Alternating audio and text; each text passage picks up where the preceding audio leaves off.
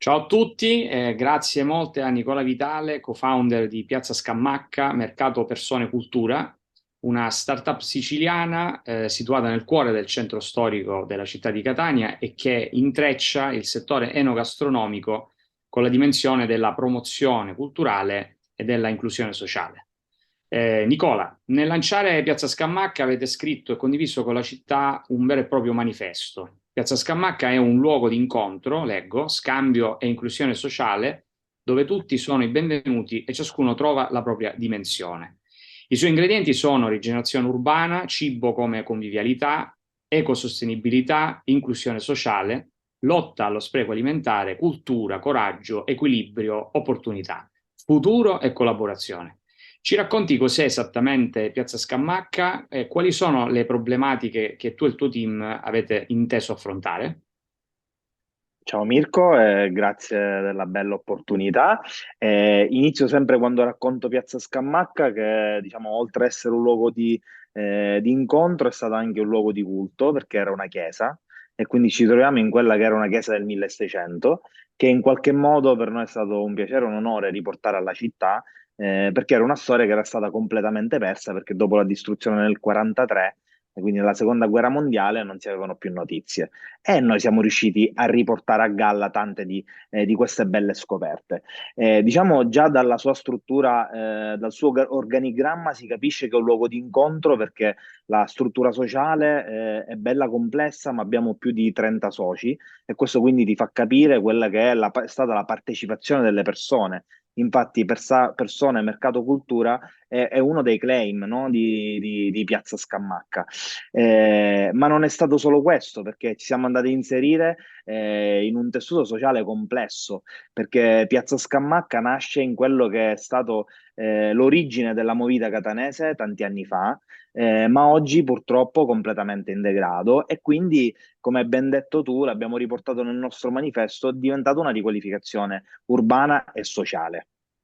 In questo ci siamo chiaramente aperti a tantissimi altri aspetti perché poi tra i nostri partner c'è anche una cooperativa sociale.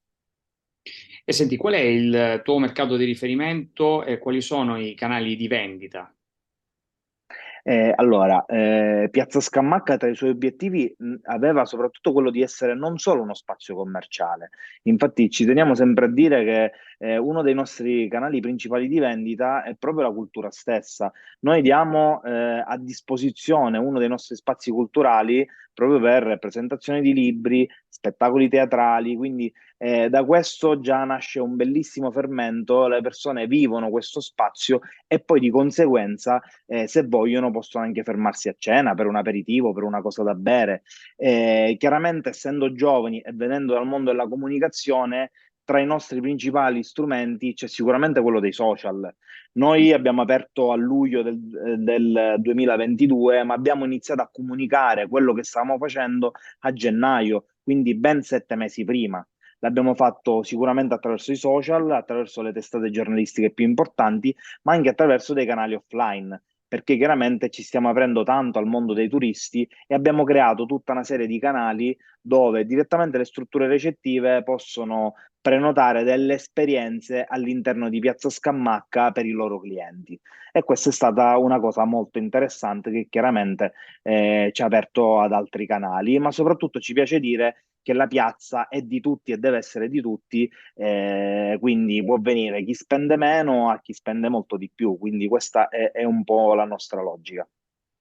Sicuramente tra gli ingredienti c'è l'entusiasmo, perché si vede anche da come racconti la nascita di questa giovanissima startup. E come sta andando oggi? E quanto di quello che vi eravate posti, no, di perseguire all'inizio si è finora realizzato? Allora, devo dire che tra le promesse che avevamo fatto, soprattutto alla città, c'era quella di eh, non portare avanti solo uno spazio commerciale, ma soprattutto uno spazio culturale. E questa forse è stata la più grande promessa che avevamo fatto, ma anche quella che abbiamo mantenuto, avendo, diciamo, cartellone degli eventi dove mediamente facciamo più di 20 eventi al mese, quindi molto, molto vario. E lì andiamo, non lo so, dal teatro alle presentazioni di libri, al cinema, perché abbiamo fatto pure questo, degustazioni di vini, dove il protagonista diventa il vino, ma anche tutte le storie che ci sono dietro. Addirittura abbiamo creato un ponte tra Valle d'Aosta e Sicilia, dove c'è stato uno scambio di culture enogastronomiche, ma anche di vita. Abbiamo messo a paragone i nostri formaggi con la fontina estrema d'alpeggio. Quindi, per fartene un esempio, dico chiaramente, per noi era estremamente importante riuscire a rispondere a questa promessa. Dobbiamo dire che sta andando tutto bene, ma sicuramente non ti posso negare che le difficoltà sono state tante, anche perché, come ti dicevo, ci siamo insediati in uno dei territori più complicati del centro storico e purtroppo proprio a marzo siamo stati figli di una rissa importante proprio di fronte alla nostra piazza, clienti non nostri, ma in qualche modo ne abbiamo subito le conseguenze e le abbiamo dovute pagare. Perché chiaramente per qualche periodo i clienti sono stati spaventati a venire e quello purtroppo è un dato di fatto. Quindi tutta una serie di cose che giorno dopo giorno, dando il buon esempio, stiamo cercando di combattere.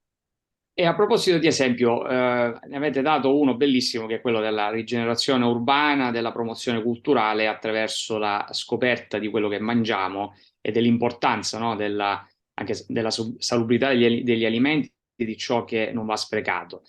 Ma ci sono state, quindi hai parlato positivamente della capacità di coinvolgimento, no, di attrazione che ha avuto questo luogo, ma avete trovato anche resistenze da parte del territorio? In che modo le avete eventualmente affrontate, no? Se ci sono state.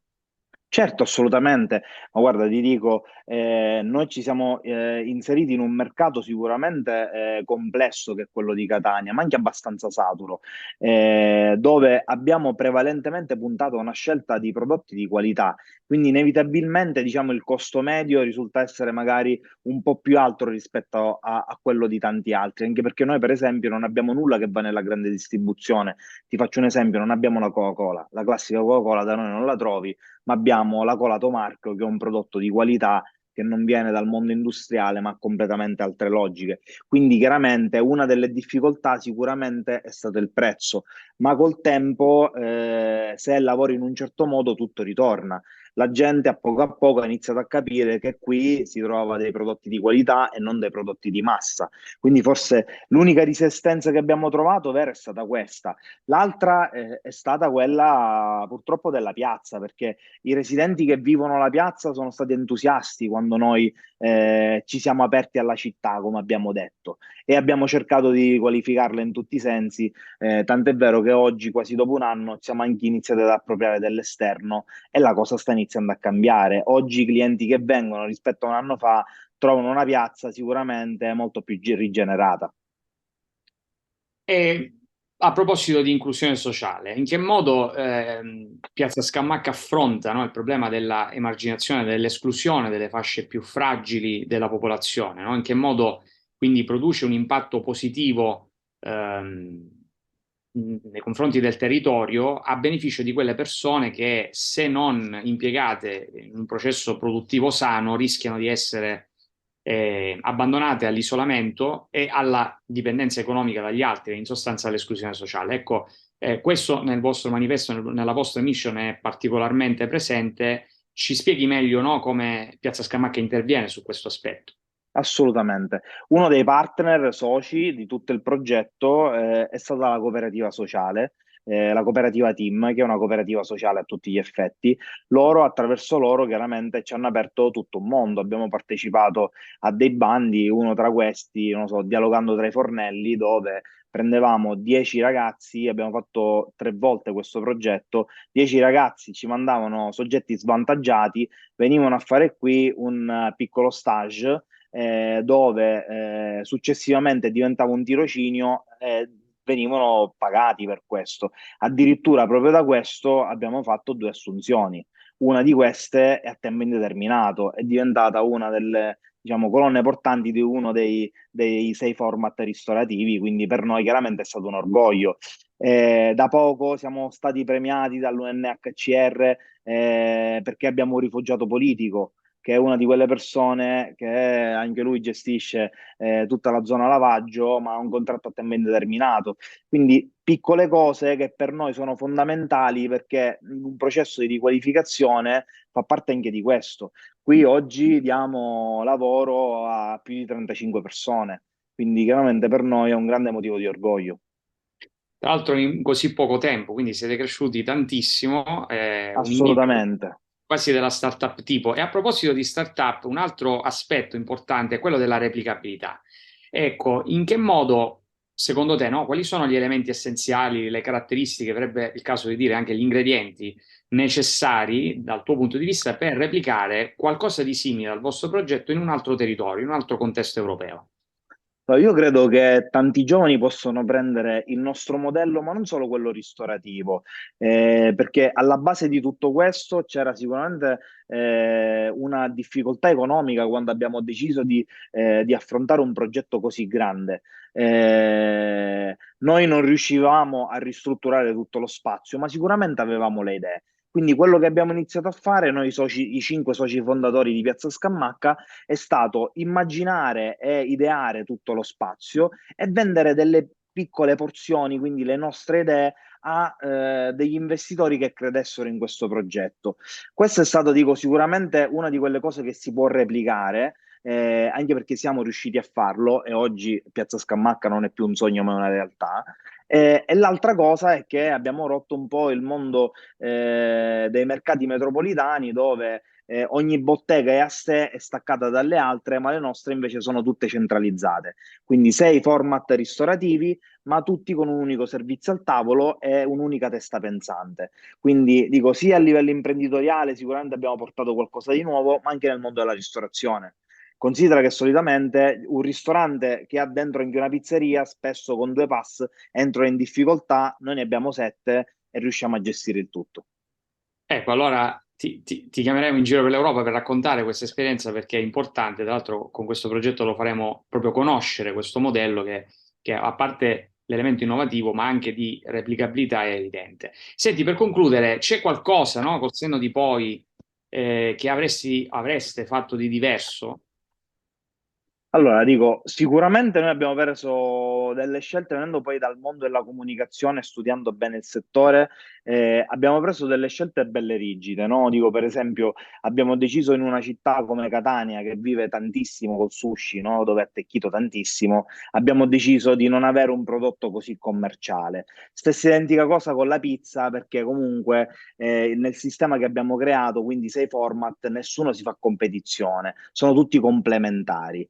Col senno di poi, ma già devo dire che ci stiamo riuscendo a organizzare, ti dico, li avremmo inseriti perché effettivamente quando un mercato richiede determinati prodotti, non metterli comunque è una risposta veramente forte. Quindi è tra le cose che a settembre, diciamo, quando ripartirà la bella stagione a Catania, reinseriremo.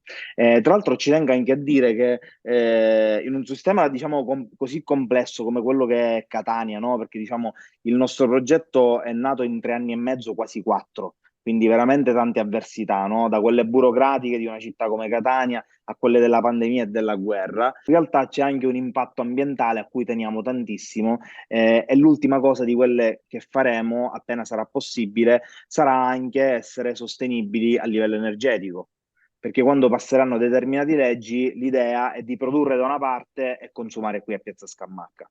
E questo per noi è il modo giusto per chiudere il cerchio. Bene, quindi non possiamo che chiudere così con le nuove sfide che Piazza Scamacca si è posta e che ci ha raccontato il nostro attivissimo e appassionato co-founder Nicola Vitale, che ringraziamo e alla prossima. Grazie, è stato un piacere per noi. A presto.